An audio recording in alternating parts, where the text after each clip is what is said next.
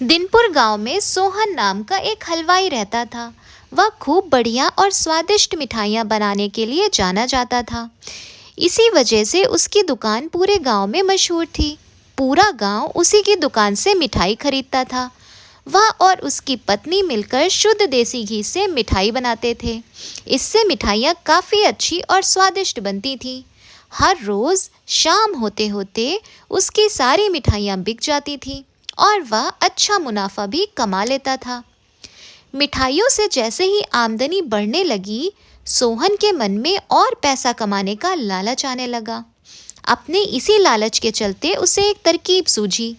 वह शहर गया और वहाँ से एक दो चुंबक के टुकड़े लेकर आ गया। उस टुकड़े को उसने अपने तराजू के नीचे लगा लिया। इसके बाद एक नया ग्राहक आया जिसने सोहन के पास से 1 किलो जलेबी खरीदी। इस बार तराजू में चुंबक लगाने की वजह से सोहन को अधिक मुनाफा हुआ। उसने अपनी इस तरकीब के बारे में अपनी पत्नी को भी बताया, लेकिन उसकी पत्नी को सोहन की यह चालाकी अच्छी नहीं लगी। उसने सोहन को समझाया कि उसे अपने ग्राहकों के साथ इस तरह की धोखेबाजी नहीं करनी चाहिए, लेकिन सोहन ने अपनी बात की बिल्कुल भी नहीं सुनी। वो हर रोज़ तराजू के नीचे चुंबक लगाकर अपने ग्राहकों को धोखा देने लगा। इससे उसका मुनाफा बढ़कर कई गुना अधिक हो गया।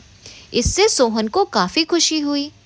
एक दिन सोहन की दुकान पर रवि नाम का एक नया लड़का आया। उसने सोहन से 2 किलो जलेबी खरीदी। सोहन ने इसे भी चुंबक लगाकर तराजू से तौल दिया। जैसे ही जलेबी उठाई, उसे लगा कि जलेबी का वज़न तो 2 किलो से कम है। उसे अपना शक दूर करने के लिए सोहन से दोबारा को जलेबी तौलने को कहा।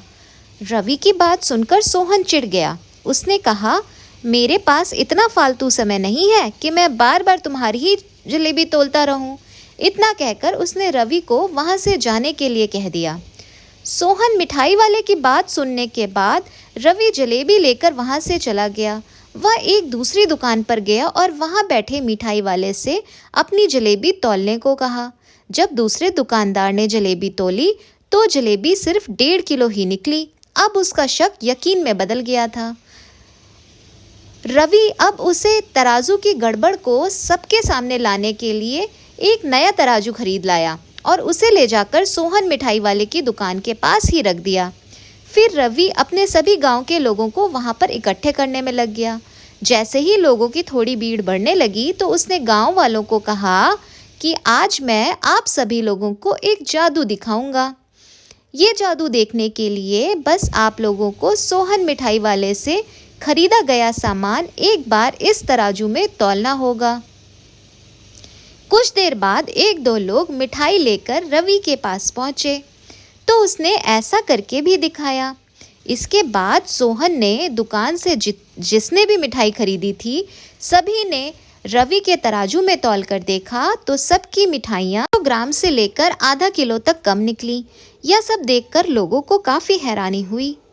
अपनी दुकान के पास यह सब होता देख सोहन मिठाई वाला रवि से झगड़ा करने लगा। उसने लोगों को बताया कि रवि यह सब नाटक कर रहा है। यह देखकर गांव वालों को बहुत गुस्सा और उसको सबने मिलकर खूब मारा। अब उस लालची मिठाई वाले को अपने लालच और उसके कारण की गई हरकतों पर पछतावा हो रहा था। उसने अपने गांव के सभी लोगों से माफ़ी मांगी और वादा भी किया कि भविष्य में वे ऐसी कोई भी जालसाजी नहीं करेगा।